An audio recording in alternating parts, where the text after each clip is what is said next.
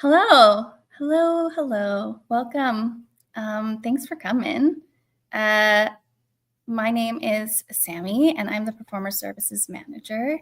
And I have been doing this for 3 years. This is my third year, but I've been involved with Fringe for a while from the artist side of things.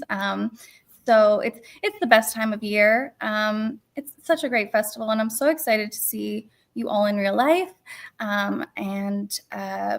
We also have with us Denise, our assistant festival manager, and she's running things from the back end. So she's the reason this all goes so smoothly.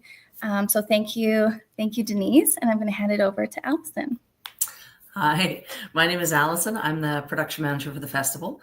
I actually started doing front of house prep type work with the festival and site super stuff, and then went on to being venue technician and site technician, and now up to production manager. So like Sammy, been around for a while in different capacities, and thank you all for being here. We hope it's a helpful session for everyone. Yeah, okay, great. So I think we're just going to start with watching how to prepare for our tech rehearsal. It's just a little video we've put together. So we'll watch that together, and then we'll have a little chat after. Thank you. Hello, everyone. This video is for performers who are new to the Winnipeg Fringe Theatre Festival to help you prepare for the most important event, your tech rehearsal. Step 1. Go to the Performer Toolkit and find your venue plans and specs. The plans will tell you the spatial details of your assigned venue for the purposes of blocking your show in rehearsal. The specs will tell you what the plans can't. What are the refocusable lights or specials, a description of the lighting as hung, crossovers, entrances and exits, sound playback available, and where you have to go to load in. If what you need isn't listed, you have to provide it yourself, including any hookup or power cables or rigging stuff for things that will be hung from pipes. Check with Fringe Production to see if something is feasible. Step 2. Prepare a script showing your lighting and sound cues and standbys, which lets your technician know when sound and lighting cues are about to happen. Prepare your sound cues in an appropriate playback form for your venue. Get your set, props, and costumes all ready to go, and arrange transportation and a crew to bring everything to your venue. Step 3. Loading in. Get to the loading area 15 minutes before your tech time. You won't get in earlier because other groups are in there before you, or the venue technicians may be on their break, but have everything ready to move. Once the venue technicians meet you at the door, bring your gear and people into the space quickly. Prior to your tech, you should have rehearsed your setup and strike in addition to your performance. Each person in the company should have a task to complete as part of their pre- and post-show duties. Most fringe venues are essentially a black box, a cube with black legs and borders, which make rudimentary wings for entrances and exits.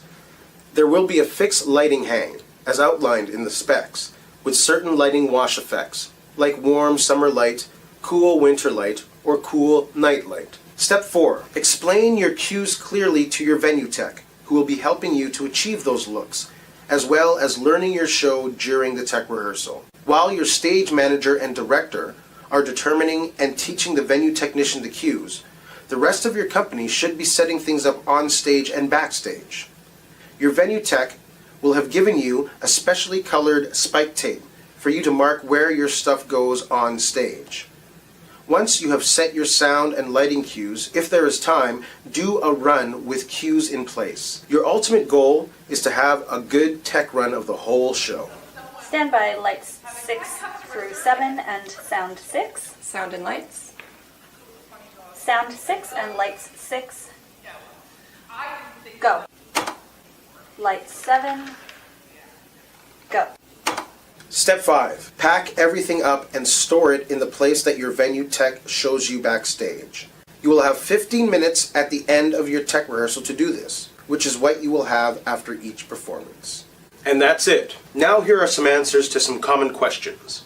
When do we show up to do our show? You show up 30 minutes before showtime. What's with that 45 minutes between shows? 15 minutes for the previous show to strike and audience to leave. 15 minutes for you to set up, and 15 minutes for your audience to come in. Can you use liquids including blood? Yes, if you clean up and dry the floor thoroughly afterwards. How about breakaway glass or china? No. Balloons? Also no, as some people have latex allergies. Same with peanuts or peanut butter. Herbal cigarettes? Most venues discourage any smoking products, so get a fake cigarette. We're at the MTC warehouse, and as you can see, we're setting up venue 6, and we're just going to go through stage directions with you guys. So when you're doing your lighting design, you and the tech are on the same page and talking about the same area of the stage. So right now, I am down center. Downstage, you're coming down to the audience. When you're going upstage, you're going away. So that's upstage. And this is up right. So now I am down right. Down left. I am up left.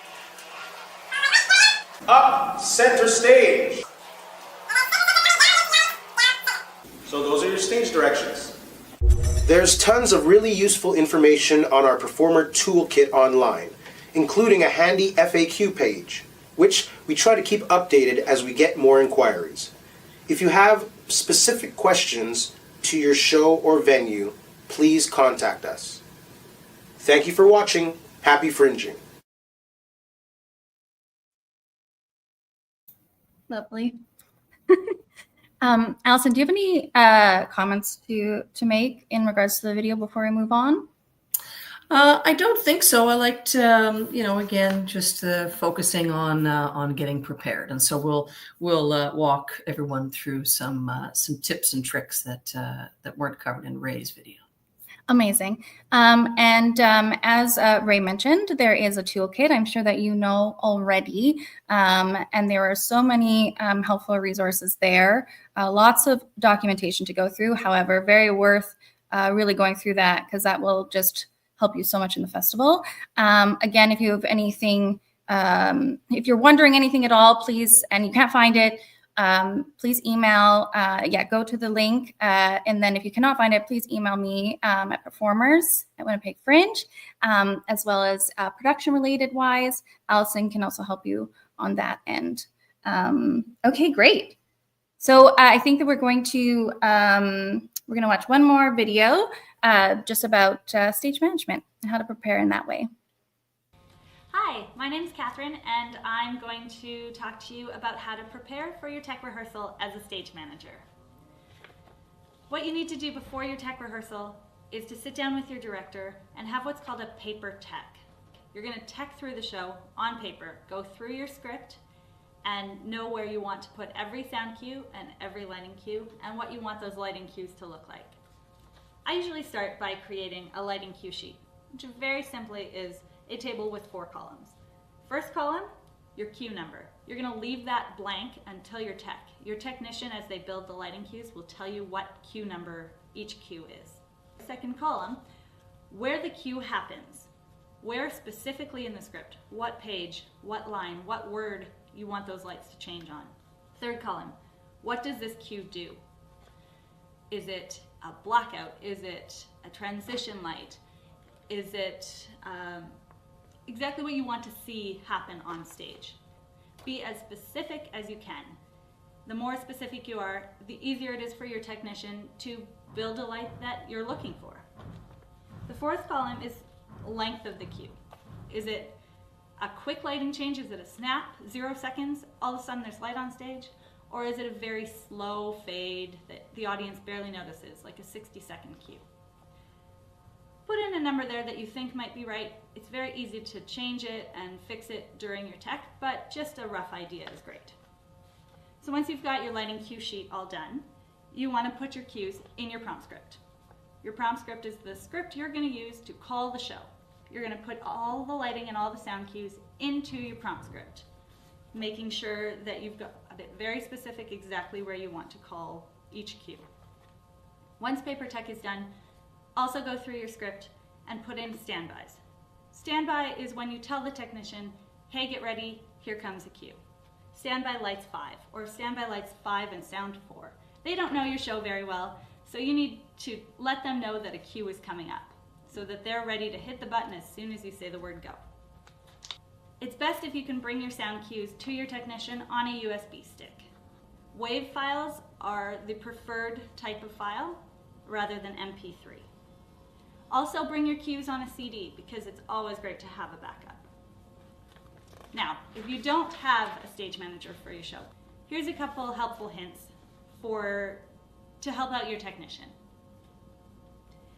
Bring a clean copy of your script. Even if you've done this show in 3 other fringes, it's great for your technician to have a clean copy because the cue numbers might not be the same as the last time you did the show, or your technician might have a way of writing it that makes sense to them and the previous technician's method maybe doesn't work for them. If you have anything specific in your script that is highlighted for your technician, technicians are working under dim light and often blue light. Choose a blue or a pink highlighter as opposed to yellow. Yellow doesn't show up under blue light very well.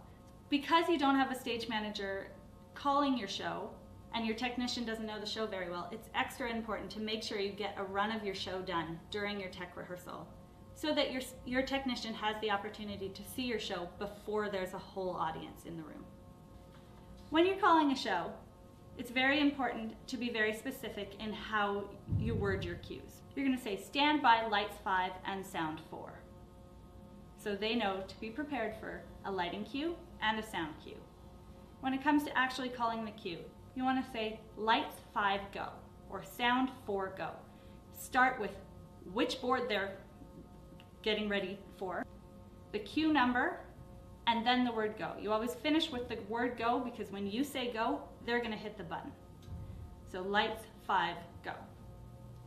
I hope this was helpful and informative in helping you prepare for your technical rehearsal, and I hope it goes extremely well. All right, that's great. That's a great video. Really, really helpful stuff in that video. If you have a stage manager who is not here today, I highly recommend having them do a watch of that video. It is a little bit is an older video, so we will say that the sound files, if you are bringing them, you are bringing them to your tech rehearsal. Not if you are bringing them on a USB and not a CD. Yes, that's but yes, it'll be a little difficult. yeah, that would be tough. Yes, and I'll also mention we are going to have time for questions as we go. We're going to go through a few documents in a second, and if things just pop in your head, and you please put them in the comments, and we will get to them as we go. And there will also be time for questions at the end if something comes to you at the end. So I think just on the note of stage management and what your script, your prompt script should look like upon arrival to your tech rehearsal. We just have a paper example, which can also be found in the Performer Toolkit if you need to reference it again. This is a very simple, clean copy prompt script, and this is a left page. So a stage manager will use this when they have their blocking page on the right and their script on the left with their cues on the in the left margin. However, you can easily, if you do not have a stage manager and you are providing a clean copy with printed with a right page, then you would hole punch your right and you would just move those cues as you see to your right margin instead. It's the same concept, but the key here is that it's clean, concise, and you see that you have your standby, so you're giving the technician some notice of your cues, and then you have your cues numbered. And you would do this in pencil. This was done digitally, but you'll have your hard copy, and you would do this in pencil. And even if you want to if you do want to color code, which is great, I highly suggest colored tabs or arrows in where the cues go. Here you can see that the cues are on words, but if it's on an action, you would write in the action. What else, Alison, do you have anything to add? Yeah, just remember when you're putting that book together that you'll be in a dimly lit booth. So some colors of highlighter are a little more difficult to make out under that dim lighting, because in some venues the booth is actually just right behind the audience. So something to consider there for sure. Absolutely. Great. But yes, if you have something like this is really great for your technician to follow. When you're, as Catherine said in her video, the cue light synopsis is really fantastic because it will correlate with what you have here on the page, and you'll easily be able to go through your lighting needs as you go. And I'm sure we'll talk more about that in the next section. So I think we can move on. And if you have any questions, please put them in the chat. And we will move on to how to prepare for your tech rehearsal. This is a document that, and we have a question. Okay. I'll just finish my thought. This was a document that we have in the Performer Toolkit that you can also reference. Can you talk a bit about how these things change? Oh, yeah. Okay. Yes. You want to take that? Absolutely. So what you would do in that case is when you're going through the show with your technician, if you have a set bit that you want to do in certain orders. So, you're going to do this game first and then this game and so on and so forth. You have a general order there, and you still want to set cues for certain looks with your technician. And so in that case, your technician would have an idea of the order of, like I say, the order of the things you want to do, which improvs you want to do when. And then, they would take some liberties in terms of bringing up certain cues. So, if you say, oh, gosh, it sure is dark in here, then your technician can use that as a cue to then go to the dark cue that you may have set, for example. If you have a stage manager, they can obviously help the technician along the way. But for an improv show, you really just want to make sure that you and your technicians know what looks are going to fit best for the different skits that you have planned. Does that answer your question, David? We shall see.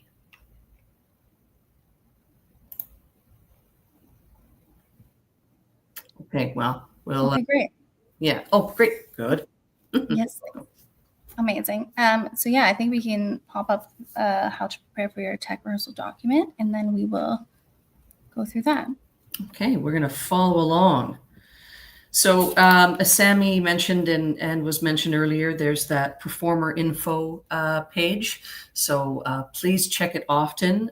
We are updating it. I don't know if we're updating it daily, but certainly every 2 or 3 days, there's something new to put in there. So check it out. Very helpful things. And again, if there's something on there that you're not finding, you can reach out to any one of us and we can clarify and answer things for you.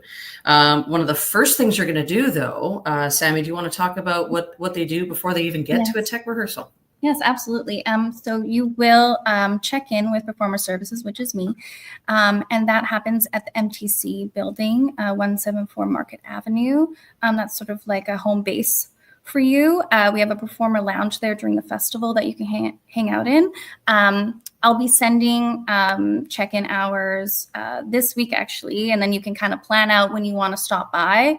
And the reason you check in is because we kind of go through all the information. Another opportunity to ask questions. You will get your performer comp cards /ID badges. These are very, very important to have on you at all times, so we know that you're an artist and that you belong in your venue. And you'll also need them to get into the lounge as well. So very important to have them before your technical rehearsal. And we'll talk about how payout works and all those things. So yes, that information is coming. It usually starts next Friday, actually. It's so soon. So it'll start next Friday. And then you'll want to plan it out to happen before your tech rehearsal. Great. So the next item is just to touch on masks, and this is to say that the Fringe Festival is a mask-friendly festival.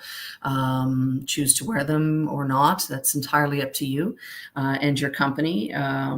So yeah, they're not mandatory, but certainly welcome to wear them if you wish. Sometimes, during tech time when everyone's tired and things like that, it's not the worst thing in the world to wear one now and then just to get you through till opening. So we touched on the first thing you do before the technical rehearsal, and that's to check in with performer services. So we'll assume we've done that. But sort of even before that is the importance of rehearsing your setup and strike. So in Ray's video, they talked about 15 minutes, and that's the critical time for setting up and tearing down. So it's really important that that gets rehearsed before your tech rehearsal. Everyone should have a job to do. That 15 minutes can go by fast. And when you have family and friends who want to visit, you do have to ask them to wait outside the venue. You have that 15 precious minutes to strike. So with everybody having clear directions on who does what, then you can get those things down to a really carefully choreographed process. I will say on the set-in time when you're setting up, do keep in mind that, again, because of that 45-minute time, you have 15 minutes while the audience is coming in. So for your setup, do prioritize the on-stage items first. Once all the on-stage items are in place and the audience is filtering in, you can then take care of the things behind the scenes that they don't see. So that's something to keep in mind as you're working on rehearsing your setup and your strike. During your tech rehearsal, which we'll go a little bit farther down in a moment, strike is included within your tech rehearsal. It's not 3 hours plus strike time. So the 3-hour slot or the 2-hour slot includes loading in and striking to storage. And this is where I want to remind everyone that the storage spaces are shared amongst all the companies. So we do ask that you make the best use of the space available.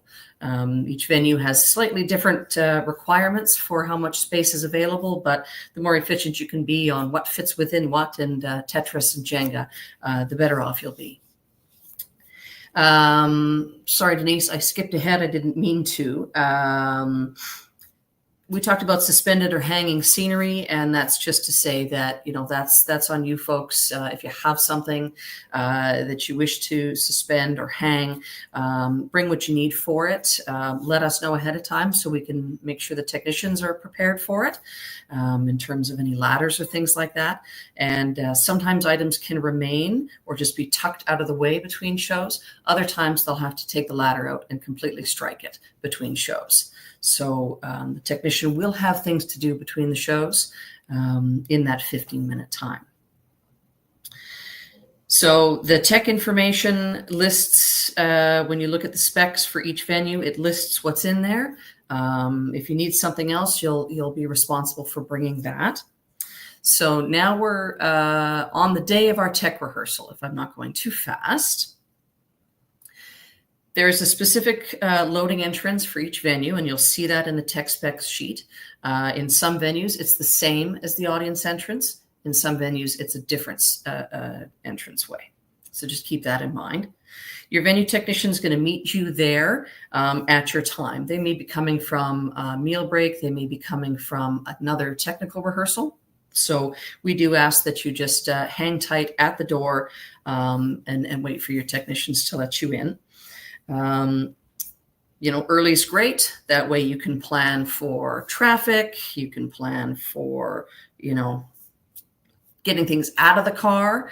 In the video, we did see that they had things sort of just hanging out in the street and then in they went. So keep that in mind as well. So coming early is very advisable. So as I mentioned earlier, your tech time includes that load in. It includes setting things up. You're going to set your lighting levels, your sound levels. We always suggest, if time permits, to do a bit of a run of the show, whether that's just tops and tails of each scene, wherever you might have a cue, or it might be the whole thing, depending on your running time. And then, of course, time for the strike afterwards. So that's all encompassing. What we want to emphasize is that the more prepared you are for this tech rehearsal, the better. We don't want to run into a situation where the technician feels that the show's just not teched enough to be safe to proceed, in which case then we would have a separate conversation about using your first show slot. Nobody wants that. So do make sure you're planning things out really clearly so that we can make sure we have a good start to the festival. Everybody should be there at tech rehearsal. I think that's where we are now. I know this can be difficult, especially if you have a larger cast, but again, everybody has a job to do, and they really do need to be there at the tech rehearsal. The venue technicians walk you through the space itself. They'll walk you through any, emergency exits and muster points and things like that. So it's really important that everybody in the company attend that technical rehearsal. I think we're on to the next page now. Yeah. So the technician, they while they have certain duties, one of the main ones, of course, is to help you guys. So the more descriptive you can be in what you're looking for, the more they can help you with, that vision. Their focus is going to be on lighting and sound. So when you have people who have designated jobs to do, and we'll go through that in a minute, really important, that division of labor. So you should have some folks designated once you load in, and once we're ready to rock, have some folks designated to be the ones that are on the stage setting the pieces in place and spiking them with that special color. Then you'll have other people who will be up in the technical booth setting those lighting levels and sound levels with the technician. So it really is a divide and conquer kind of thing. So the more efficient you can make use of the time, people on stage, people up in the technical booth. There may be like hanging scenery to take care of, for example. The sound cues may need to be imported from that USB drive into the sound playback computer, things like that. One of the things that we wanted to touch on is projection.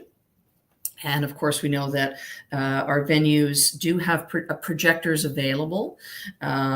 So if you want to make use of a venue's projector, do reach out to me and we'll make sure that's booked for you. A lot of venues just charge a nominal fee. That's for wear and tear on the equipment itself. But what's important here is that the playback for those projectors is not provided by the Fringe. The computers just don't have the processing power for that. Our computers are for sound playback only. So if you plan projection, again, make sure that's in rehearsal with you. Projection is a cast member. I always feel that way. So when you're planning projection, make sure you're using it in rehearsal. That helps you identify the timings and the fades and just how it's going to look. The connections would be HDMI. So make sure your computer either has that port or you have an adapter if you've got a computer without an HDMI port. So I just wanted to touch on that. I've got some Coles notes at the end here. So maybe I'll just quickly, I'm going a mile a minute. So thank you for your patience here, and we'll look forward to any follow-up questions. What do we got? If there's no stage manager. So Catherine walked us through how to do a script as a stage manager. If there's no stage manager, then it's really important that there's the most current draft of the script on hand, and then you've made lots of clear notes. So in essence, your technician will run the show from that script. So the more clear and concise you can be in that script, the better armed the technician will be to make sure the cues are executed when you want them to be executed and how. So in essence, even if there's no stage manager, a stage management script is the perfect script for the technicians to work from. Okay. I jotted down a little note for myself. Once that script really should stay in the venue. You can certainly, make a copy of it with your phone or what have you, but you do want to make sure you leave a copy in the venue, just in case.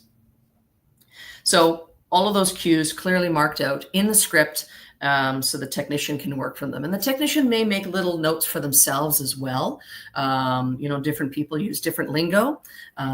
So then they'll provide you with that script if you want it back. If you're traveling to a different festival, or you want it for your archives, they'll return that script to you at the end, and you can have a look and see what sort of notes they may have made to help them along the way. And you can suggest that to a future technician. Sound cues, we talked about bringing, whether it's your cues on a USB stick or the QLab file itself on a USB stick. So that's really important, and to make sure that they're in order. So that's an important one as well. When they import them in, you want to make sure they're in order. We don't have the ability to import, from an iTunes library or anything like that. So it really has to be downloaded files ready to go. MP3s are a very compressed version of sound, and they don't work reliably on the QLab program. So something to note there.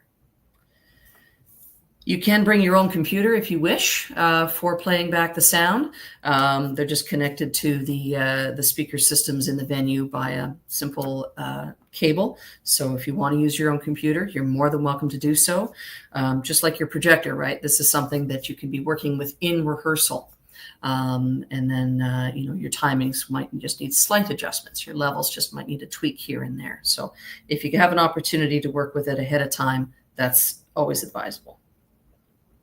Bringing crew to assist in the load-in of the set, props, and costumes. Again, earlier I talked about the divide and conquer approach. So, if you need some extra people because you had to disassemble it extra to fit in the car, then bring those folks along.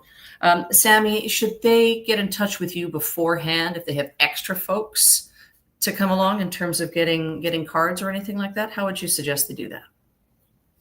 I think in the past, if you can let us know that you will have crew coming. If it's someone who is just there for the load in, then they don't require a performer comp card / ID badge. But it is good to know. Yeah, thank you. Perfect. Thank you. Bring the crew, yada, yada. Once set and props are on stage and we're doing the lighting cues, again, try to get a run in if you really can. Let's see here. Spinning staging problems. The focus here, we really do need to emphasize that it's on the technical. It's hard to resist the urge not to give an acting note. There may be some major staging that has to change. In which, depending on, you look at the space and you go, oh, well, actually, we can do all this over here now because we have, 5 feet more to work with. That's fine. You can make yourself a little note, do a quick reblock, put a spike down on the ground, and then we'll move forward. So really important that we get all the technical things taken care of in that rehearsal, and then make notes for ourselves to follow up with after while we're at the soda pop shop celebrating our successful tech rehearsal. Whew, that's a lot. Let's take a moment here, and I look forward to questions.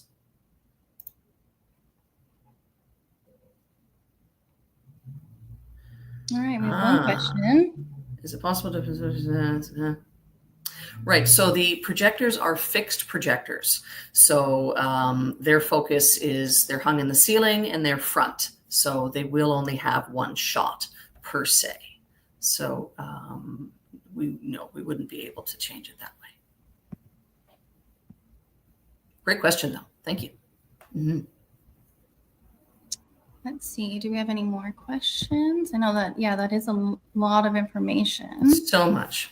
So much information. If you think of anything, please just pop it in anytime, and we're gonna swing back for questions. So I think we're gonna keep moving on to more things. We're gonna talk about prop firearms, I think, next. Oh, that's me again. Mm-hmm. All right. Right, so replica weapons. So it's been great having a few companies already connect with me. So thank you very much to those who have. We want to talk about the fact that weapons mean a variety of things. So you'll see there in front of you, we have knives, water gun, BB guns, swords, rifles, starter pistols. That all encompasses as a weapon. So I had a company talk to me about, little retractable daggers, and then another one talked to me about, replica rifles. So the whole spectrum. We take this information on the sheet from a local expert named Dave Brown, and Dave Brown works in the film industry, works in the theater industry.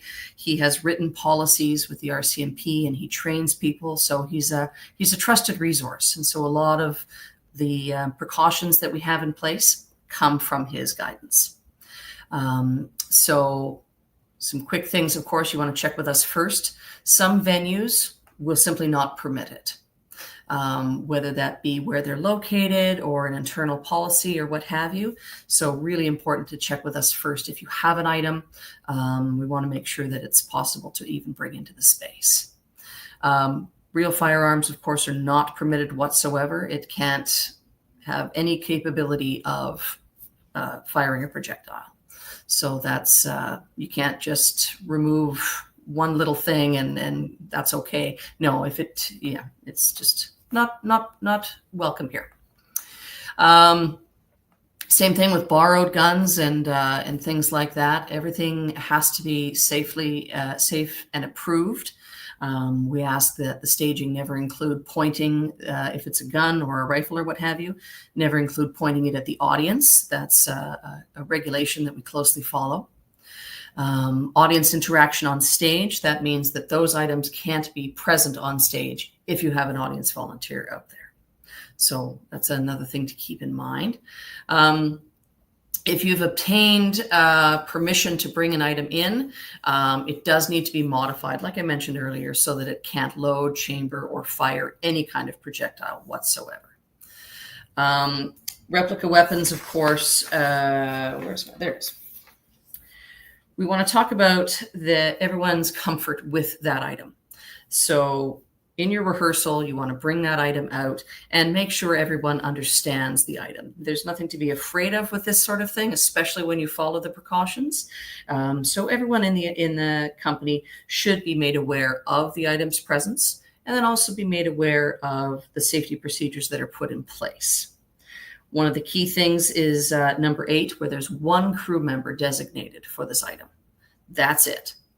So that one person is responsible for transporting, storing, placing, supervising, and then receiving that item when it comes off stage. The other thing about these items is that it should never leave the venue unless it's properly and discreetly cased. So in many cases, even if it's a little water pistol or something like that, the shape can really cause difficulties as well. So when we say properly and discreetly cased, we mean that the case should give no indication of the size and shape of the item. Okay. In most venues, the item is not permitted to remain on site between shows. So that one cast person, that one company member, I should say, is responsible for removing it from site daily. Building generic mock-ups, highly recommended. You can do all kinds of fun things. You can make it look too real. So again, be really careful with how the item is stored and transported. As well, if you're an international company, do check with border services and make sure that the item is allowed here. There's different regulations in Canada than in the States, and you want to make sure that it doesn't get confiscated at the border, for example. Sound effects are always a great way to go, though. So keep that in mind as well. We do not permit blanks. Again, that's a form of projectile, believe it or not. So if you need a bang, we do recommend bringing a sound effect, having someone backstage with a slapstick, different things like that. So really important to think about not just what it does, but what it sounds like. When we're talking about swords and machetes and things like that, the same rules apply, where you want to make sure one person is designated for it. Those types of items will want to ensure that they're properly dulled. Again, that no volunteers from the audience are on stage while the item is being used. When you first arrive at the venue and you've let us know this is coming, we advise the technicians ahead of time. So one of the first things they'll want to do is see the item. And really the venue technician needs to be assured that you followed all the processes in place to make sure that the item is safe to use. And then they'll give their go ahead. That should be happening every show. So again, when you're doing all that crazy setup in that 15 minutes, once everything's on stage, you can ask your technician to come backstage and view the item. They can verify it's the same as it always was. And then you can go forward with your pre-show setup. So yeah, really just, again, better safe than sorry on all these kinds of things. Like we say at the end there, it's just a prop. And especially when it's handled responsibly, then, it's not something you're worried about during the show. So it really is something we want everyone to consider closely, and get in touch with us if you have any questions. I see I need 2 chairs and little else. The stage blocks chairs that can be. So normally that's when I say, talk to performer services. They'll see if anyone in your space is using the same kind of thing and willing to share. We also have a Facebook group, not us, but there is one. I don't know if we have the link. Yeah, we don't have the link, but it's Winnipeg Fringe Festival Forum. So if you just pop that into the search in Facebook, you'll see it. Often people will post there and ask to see if there's if somebody has something in the venue, or if someone will borrow something to you, which happens all the time. So I would highly recommend reaching out that way. But you can also email me and I can connect you with others in your venue ahead of time as well. Particularly venue 5, which is actually the building houses 2 venues. So just because you see a chair doesn't mean you can take the chair. Yeah. Yes. If you have any other questions, please pop them in. We have, thank you. Great. We have a few more things to go through. So we'll go through them. But again, if anything comes up, even if you think of something from something we've already talked about, please pop it in, because we'll have time. We'll have a bit of time for questions as well. We have another question. Any advice for preparing a prompt script for show without any text? Absolutely. So is it, does it have music playing over top, or is it just a mimed piece?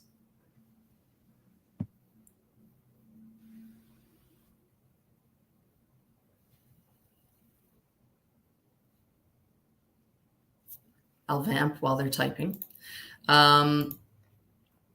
So what you can do for things like that is your script can include, things like, when Taylor Swift's such and such song comes on, 30 seconds into it, light cue 4, go.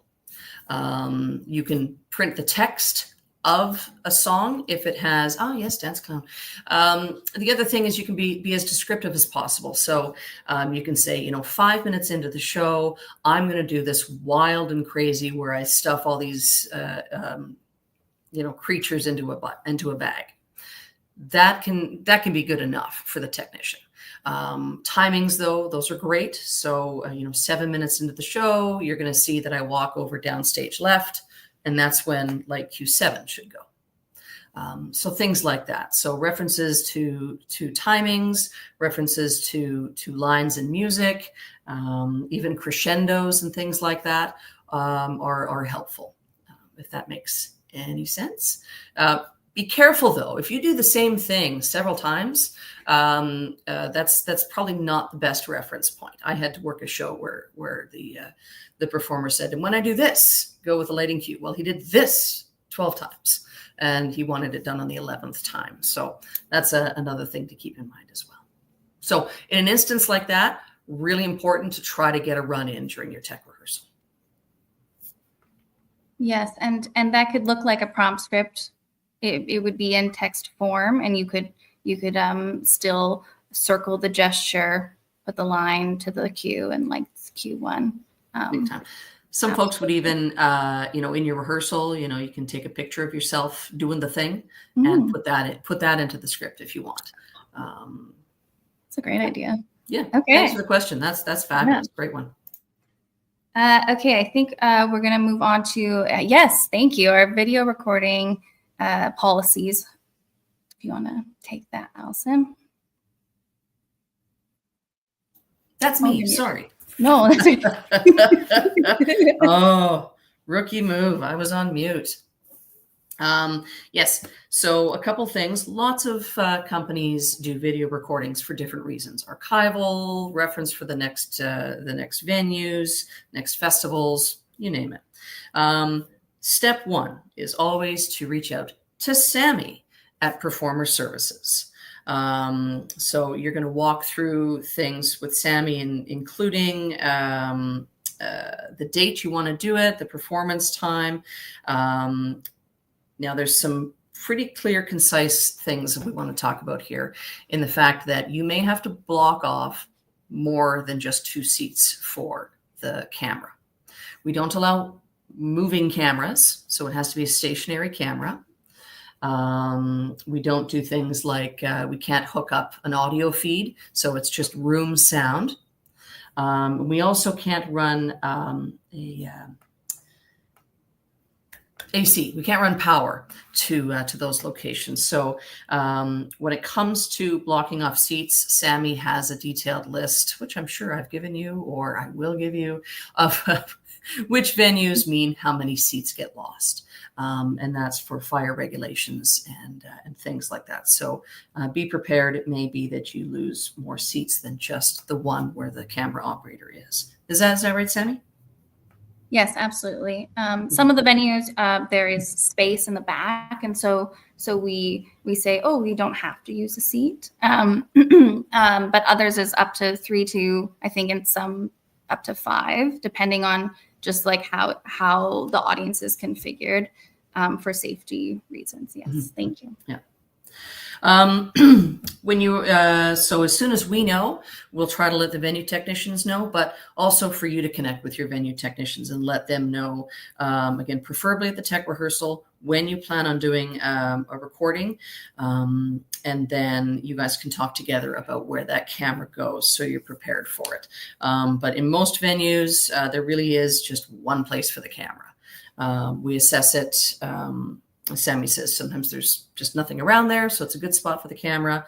Other times it's a very specific location chosen for a very specific reason. So where you're told to put the camera is where the camera goes.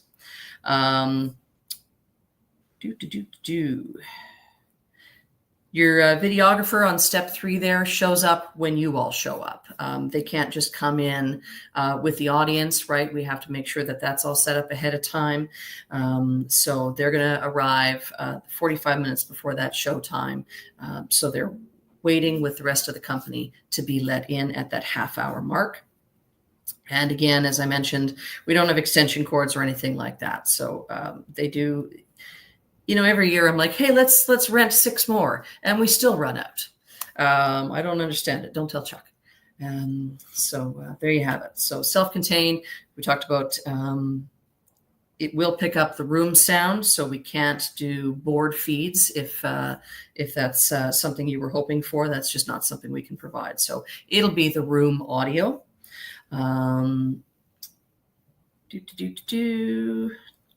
Camera on that tripod, right? Can't move around.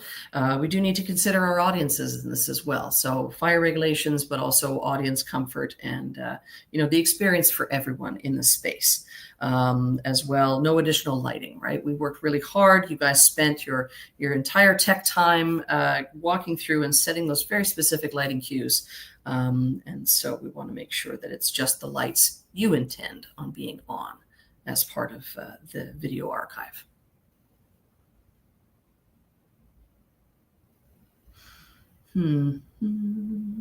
Yeah. Okay, great. Yeah, I think those are the key points. Yeah, we can't run an extension camera or a microphone, things like that. Oh, that's a good question there. Planning knowledge content advice preparing. Part of our yes, I can take this one. We do have, we recommend that you create your own land acknowledgement. However, we will be uploading a version of our land acknowledgement, one with actually 2 files, but we will upload one with land acknowledgement and one that you do have to put at the top of your show, which is just an intro as well. It's just a general Winnipeg Fringe. And that's going to be uploaded around July 9th. So that'll be ready for you. But yes, but it's always best to do your own if you can. If you have content advisories, I would say to let us know those advisories as soon as possible. Often what we'll do is it will be posted at the ticket selling booth, so people will be prepared. However, it's up to you too. Like you could put that in a pre-show announcement if you wanted to. Elsa, do you have anything else to add to that? No, but it should all be included in your tech rehearsal, because that adds a bit of time. So often groups will incorporate it into their pre-show music. When it's 2 minutes before showtime, then you want to make sure that fade does what it's intended to do and that the announcement comes on, and then you go on to the next cue. So that pre-show music and then the land acknowledgement and the advisories and the welcome message, that's a cue. That signifies the show has begun. So yes, you do want to make sure that's incorporated into your tech rehearsals, your cues on your scripts, that sort of thing. Great. So if you have any questions, please pop them into the chat. While we're waiting for questions, I have a few updates from the performer services side of things. So I'll start going through that, and then we will answer questions as we go. Just a few important tidbits of information. As I mentioned, you must check in before your technical rehearsal, and you will be getting those my office hours coming soon, and the details of what you need to be able to check in. And this year we are doing EFTs for Canadian bank accounts. So if you're a local, you will set that up with me via void check or bank authorization, and that's how we'll pay you at the end of the festival. If you're international and you have a non-Canadian bank account, we set up a wire transfer for you, and I will have those wire transfer forms. You can also find those forms on the Performer Toolkit, and you can fill that out and send that to me via email. But all of that information is coming to you, so don't worry too much about it. But just want to say that that's how you're getting paid this year. Important document to look at, the poster policy. There's some really good stuff in there about where to poster and where not to poster, because we don't want your posters to get ripped down. That's wasteful for you. So you'll really want to take a look at that, and that's also in the toolkit. And I believe we're going to pop the link into the, there it is. Thanks, Denise. We're going to pop the link in there, and you can take a look. There's some important dates. So starting July 9th is when you can start generally postering around our MTC building, Fringe Commons. There's some other specific dates in there that you should look at, as well as the other big date is the sandwich board day. So you can put a sandwich board out in front of the MTC building, but you cannot put it out until Sunday. And there's really no use to put it out earlier than that. We start getting the walking traffic, when tickets go on sale. So in person. So it's great to pop it out there, usually like Monday or Tuesday, or really any time before. But also you don't have to have a sandwich board. The how to book company comps. So you have 10 comps you can give away, and you will have been sent that link from Tori. It's a link special to your theater company. So you have to use that link, and it will attach a promo code, and then you can book the tickets for whatever date you would like. You have to book them by the day before, by midnight. Otherwise, we cannot hold those for you. They will be under your name. So you'll log in and they will be under your name. And then when you just have to let your patrons know, oh, I have 2 comps for you at the door. Just give my name, and then they can get the tickets as soon as the tickets go on sale. We have a really lovely document explaining all of how that works. And Denise has put that in the chat as well. Your performer comp cards / ID badges. These are little badges you're going to get, and they'll have your name on it and your theater company. This card is your identification, but it's also a way to get into shows off of the standby list if there are seats available for that performance. You can go up to the ticket booth when the tickets go on sale and be put on a standby list. This does not guarantee you entry into the performance. Team leaders / ticket sellers, they can make the decision at the 20-minute mark to start releasing those tickets, but they will not do so if there are other patrons waiting. They can wait all the way up till 2 minutes to the show if they need to, if there are paying patrons at the door. So that's just a general guideline for them, and they will make that decision in the moment. So those are really important badges to have on you when you're on the Fringe grounds.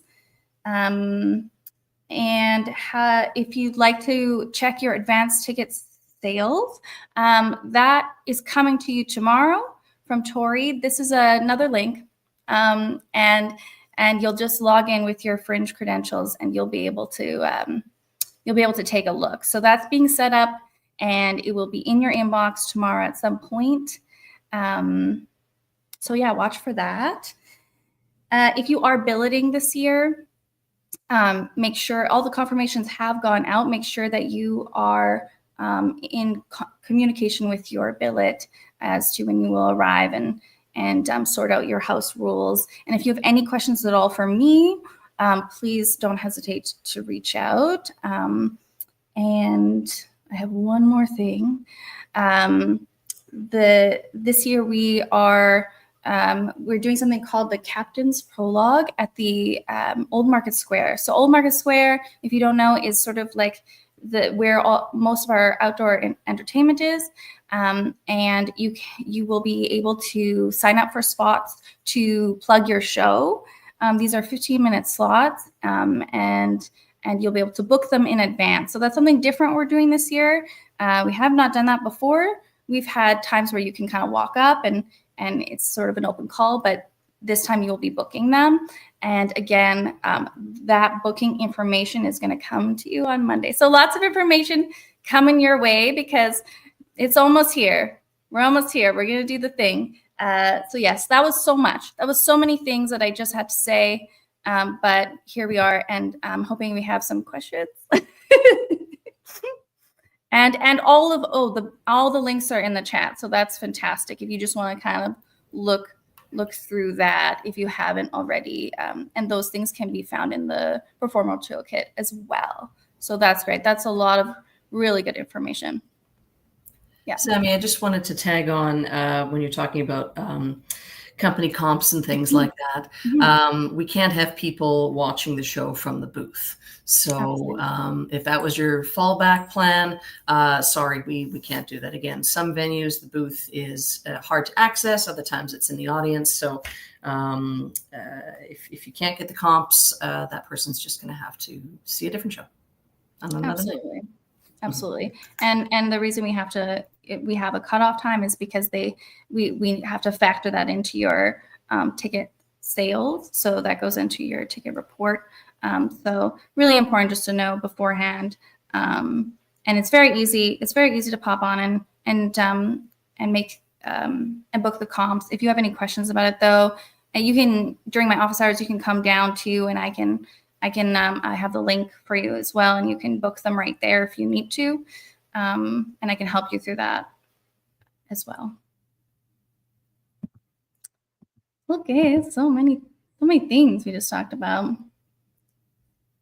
Do you have any questions? We have a couple minutes for questions or comments. And Sammy, this information, this whole thing, us here, this gets put up on the toolkit page as well, yeah? It does, yes. Denise will have that upload to the toolkit in the next while. It should be, I think, within 2 days or so, Denise. And then you can rewatch this, or you can send it to other company members, your stage manager, crew, anyone you would like. And the stage management video and the how to prepare for tech rehearsal is also in the toolkit. So you can rewatch those by themselves because those are fantastic. Do you have anything else to add, Allison, as we wrap up? I don't think so. Again, sending us email questions and things like that. It may take a day or two for response time, just because the inbox gets more full the closer we get to go time. But a lot of our teams, we've already started some venue setup for those that aren't traditional theater style. They're the found spaces. That's already started. Yeah. Oh, thank you very much. Thank you. That's very kind. We're here to help. So if anything comes up, and once you hit your tech day, your technician is really going to be yes, we are. Once you get to tech day, your technician really is that resource, and they are here to help. They spent time in the space.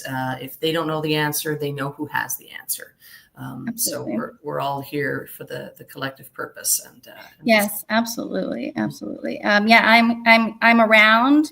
I'm in the performer lounge for office hours, so I will be in real life, accessible to you for those office hours. So if you need anything at all, just come on down, or if you just need some air conditioning, it's a good place. It's a good place to hang out. But yeah, we're very excited to enjoy the festival. It's going to be so fantastic. It's going to be great. I can't think of anything else to add, but again, reach out if anybody needs any help or guidance. Yeah, great. Thank you so much. Thanks so much for coming, and we'll see you soon. Thank you, Denise. Yeah, thank you, Denise.